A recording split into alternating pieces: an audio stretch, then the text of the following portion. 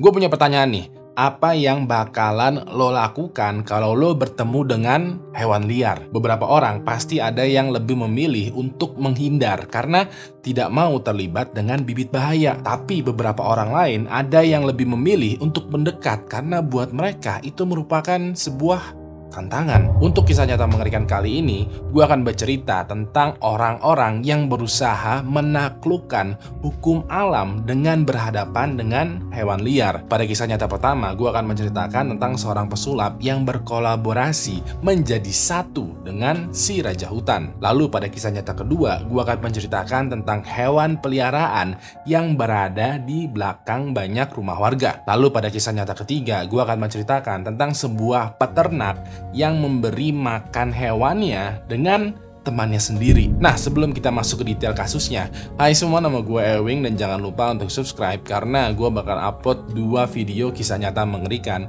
setiap minggunya dan juga nyalain notifikasinya supaya tidak ketinggalan. Lalu sebarkan video ini ke semua teman-teman lo yang sekiranya suka video-video horor. Kalau udah siap, langsung aja kita mulai kisah nyata mengerikan untuk episode kali ini.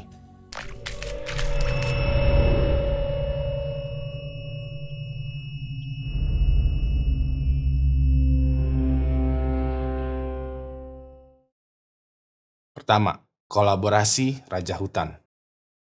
Pada tahun 1960-an, ada seorang pesulap yang bekerja di kapal pesiar yang bernama Siegfried Fischbacher. Waktu itu, Siegfried bekerja sebagai pesulap reguler di sebuah kapal pesiar yang selalu penuh di-booking oleh orang-orang tajir yang sedang liburan. Dikarenakan aksi sulap Siegfried ini dilakukan terus berulang-ulang ya, dia menjadi bosan tuh melakukan trik yang sama. Sampai pada hari itu, sebelum dia berangkat berlayar, dia akhirnya berinisiatif untuk membawa juga sebuah kejutan untuk aksi sulapnya. Pada malam itu, seperti biasa, dia memainkan sulapnya di sebuah panggung yang di depannya itu ada banyak penonton. Lalu di puncak acara, dia meminta asistennya untuk menggiring sebuah kotak peti besar ke tengah panggung. Begitu kotak peti ini udah siap, Siegfried lalu membuka peti ini dan mempertunjukkan kejutan ini ke seluruh penonton. Ternyata begitu peti ini dibuka, kejutan yang sudah dipersiapkan oleh Siegfried adalah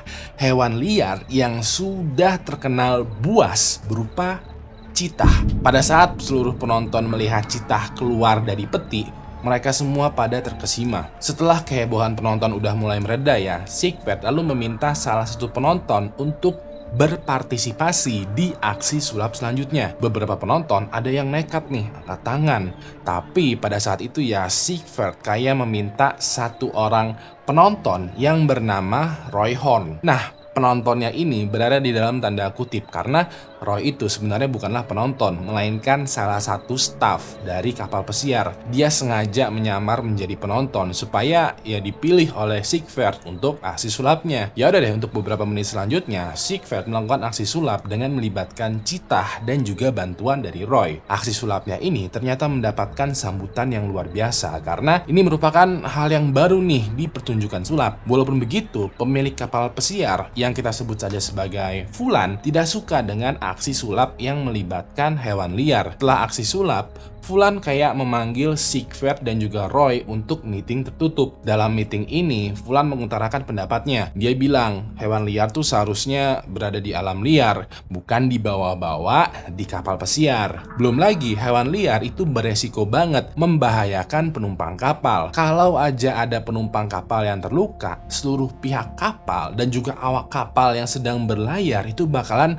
repot banget tuh, karena mereka mesti mengobati, mesti mencegah, mesti menerima untuk dituntut, dan lain sebagainya. Intinya, Fulan tidak setuju dengan aksi sulap yang melibatkan hewan liar karena resikonya itu banyak banget. Selain itu juga, Fulan mesti memecat Siegfried karena telah diam-diam membawa hewan liar ke kapal pesiar. Fulan juga memecat Roy karena sudah secara sukarela membantu dalam atraksi sulap ini. Yaudah deh, selepas atraksi sulap ya, Siegfried dan Roy itu menjadi pengangguran. Walaupun begitu, mereka berdua tidak berkecil hati. Mereka berdua sadar bahwa aksi mereka itu emang penuh resiko. Tapi di lain hal, penonton suka dengan atraksi sulap yang melibatkan hewan liar. Pas ini mereka tuh sadar karena mereka baru aja mencium bau-bau cuan. Ya udah deh, untuk beberapa waktu selanjutnya, Siegfried dan Roy itu sekarang menjadi duo pesulap yang di setiap atraksinya selalu aja melibatkan hewan liar.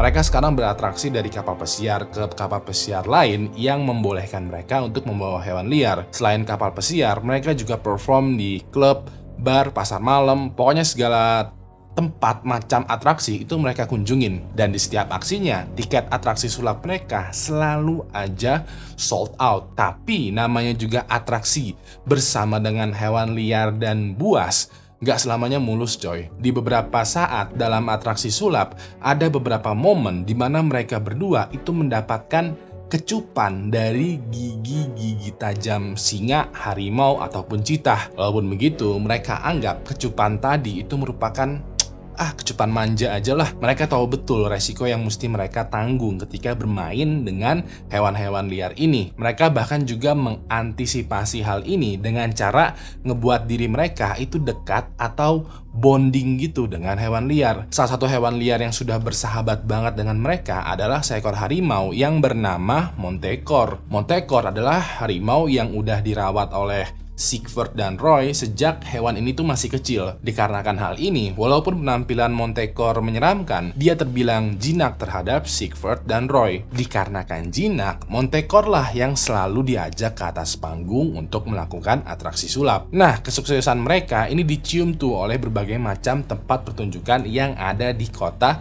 Las Vegas, Amerika Serikat. Sedikit info ya, Las Vegas itu merupakan kota dengan 1001 macam pertunjukan. Kalau pesulap udah sampai di Las Vegas, apalagi di hire untuk menjadi reguler, mereka biasanya tuh udah hits banget, udah terkenal dan udah berada di puncak dunia. Dan bener banget dong, duo pesulap Siegfried dan Roy ini akhirnya menjadi salah satu pesulap paling hot bahkan sampai sekarang. Sampai pada tahun 2003, seperti biasa nih, dua pesulap itu tuh lagi beratraksi. Pas di puncak acara, mereka mendatangkan hewan peliharaan mereka, harimau Montecore. Sayangnya, begitu dikeluarkan, tiba-tiba aja harimaunya ini langsung menyerang Roy. Harimau ini menyerang Roy persis di leher.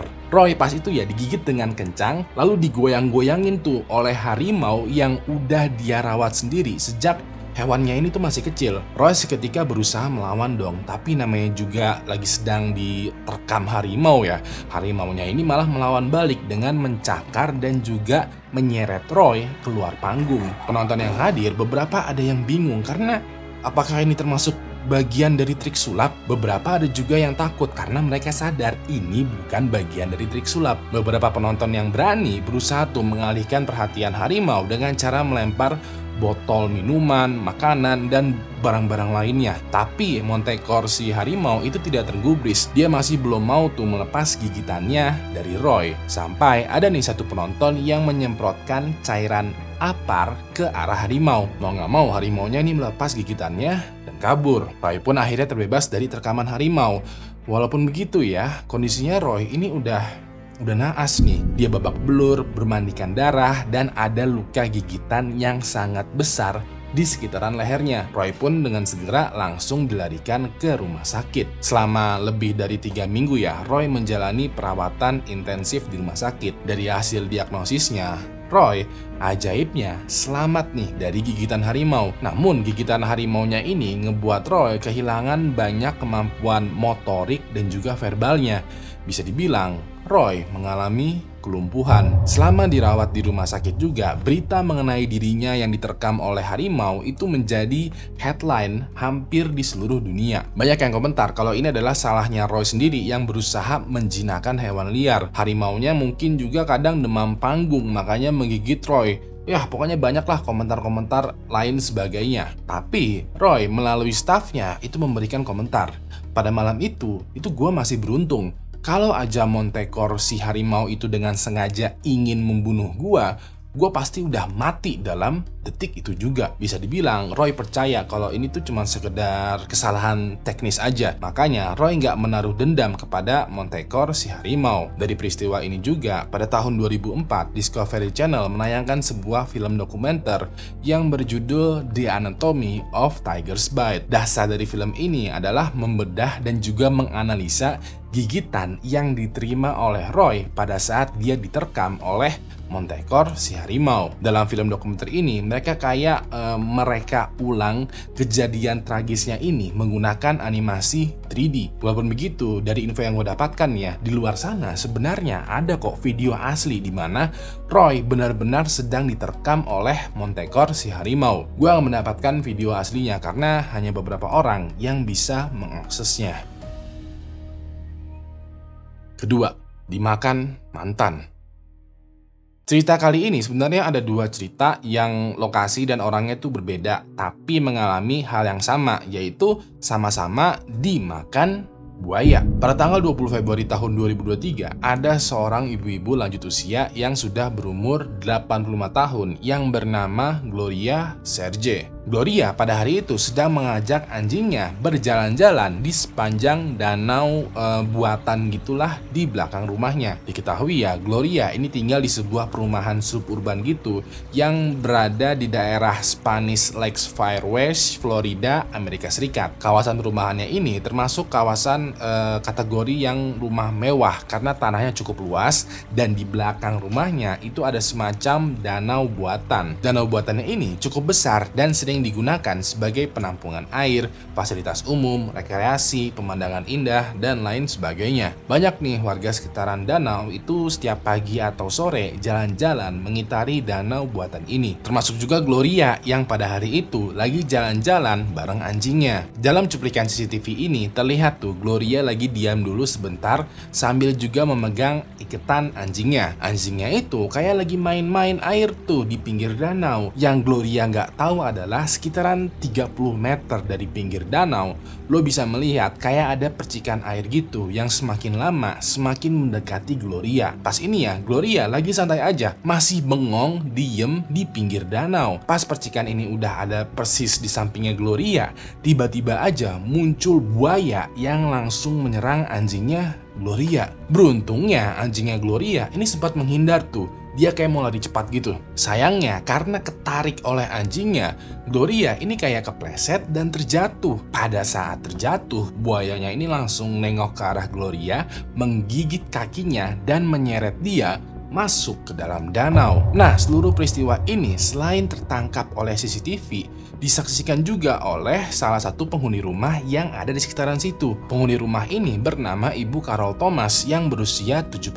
tahun. Begitu melihat Gloria lagi berjuang melawan buaya, Carol langsung menelpon 911. Dalam teleponnya, Carol bilang kalau dia melihat Gloria lagi ditarik masuk tuh oleh buaya ke dalam danau. Carol ingin menolong Gloria, tapi dia nggak bisa ngapa-ngapain juga. Jadinya dia meminta 911 untuk memanggilkan polisi untuk cepetan datang ke sini. Sayangnya, begitu polisi sudah tiba di lokasi, Gloria itu udah mengapung di danau, meninggal dengan kondisi yang mengenaskan. Bayangin aja, ibu-ibu berumur 85 tahun ngelawan buaya sepanjang 3 meter. Ya, udah kebayang hasilnya gimana. Beberapa saat kemudian, polisi yang tiba di lokasi itu langsung menyisir danau ini. Mereka pun menangkap buaya sepanjang 3 meter ini untuk diamankan. Beberapa hari kemudian, setelah pemakaman Gloria ya, keluarga mengajukan gugatan tuh terhadap komunitas dan juga developer tempat Gloria tinggal. Keluarganya ini mengklaim bahwa kedua pihak tersebut mengetahui tentang buaya berbahaya yang bersemayam di danau buatan. Bahkan gak cuman sekedar tahu aja nih ya, komunitas ini itu tuh kenal dan menamai buayanya ini dengan sebutan Henry. Nah, lucunya adalah mereka tahu kalau Henry adalah buaya yang besar, berbahaya, dan bersemayam di danau di belakang rumah. Tapi mereka tidak melaporkan keberadaan Henry ke pihak berwajib. Karena Henry dibiarkan hidup bebas, ya benar sudah, Henry pun akhirnya memakan korban jiwa. Walaupun ceritanya Gloria ini terbilang tragis karena ada beberapa pihak yang lalai, ada nih satu cerita tragis juga yang melibatkan buaya. Cerita yang satu ini emang rada tragis, tapi rada gimana ya bahasanya ya? Bahasa halusnya tuh rada goblok. Cerita ini datang dari sebuah negara yang ada di Afrika, lebih tepatnya dari negara Kenya. Jadi pada bulan Januari tahun 2021 ada sebuah rekaman viral di negara tersebut. Gua nggak nemu nih cerita lengkapnya bagaimana, tapi dari videonya aja lo bisa langsung paham kok keanehan dan kengeriannya. Di awal video ada beberapa orang yang lagi terlihat berkumpul di sebuah tepi danau. Dikabarkan ya, danaunya itu emang udah terkenal sebagai sarang buaya. Gak lama kemudian, dari pinggir danau, muncul nih seekor buaya berjalan menuju ke daratan. Kali ini, buayanya berukuran kurang lebih 2 meter. Setelah sampai ke daratan, buayanya itu diem aja. Udah, nggak ngapain. Nah, si kameramen dan juga orang-orang di sekitarnya entah kenapa ya pada ketawa-tawa. Mungkin mereka udah terbiasa dengan danau dan juga buaya di sekitarannya, jadinya mereka kayak remeh gitu. Lalu entah karena alasan apa lagi nih ya, ada nih satu orang yang mendekat ke arah buaya dan jongkok di atasnya. Lucunya adalah nggak cuma dia doang. Beberapa saat kemudian ada 1, 2, 3 dan banyak orang yang mendekat ke arah buaya dan jongkok di atasnya. Mereka pada ngelus-ngelus buaya gitu dan juga foto-foto, menganggap kalau buayanya ini tuh tidak berbahaya. Seumur hidup gue ya, gue punya pemahaman men, di mana ada buaya, hal buruk telah terjadi dan bakalan terjadi lagi. Dan bener banget, begitu ada ibu-ibu yang mendekat, buayanya ini langsung dengan cepat ya menengok sambil juga mangap ke arah ibu-ibu ini. Kameramen dan orang-orang sekitar pada langsung heboh tuh. Dikarenakan minimnya informasi mengenai video ini, gua nggak tahu nih apakah buayanya ini tuh berhasil menerkam ibu-ibunya atau semuanya baik-baik aja. Yang jelas kalau gua ketemu buaya, gua nggak akan mau deket-deket. Pertama, teman makan teman. Pada tahun 1991, ada seorang wanita yang bernama Susan Monica yang baru aja membeli tanah seluas 20 hektar di kawasan hutan yang ada di Oregon, Amerika Serikat. Susan berencana menjadikan tanah dan juga hutan ini sebagai lahan peternakan babi dan juga bisnis kayunya. Tanah ini semuanya dia beli menggunakan uang pensiunan yang dia kumpulkan sewaktu masih menjadi tentara Amerika Serikat. Sedikit info ya, Susan ini sebenarnya bukanlah seorang wanita. Dia tadinya adalah seorang pria.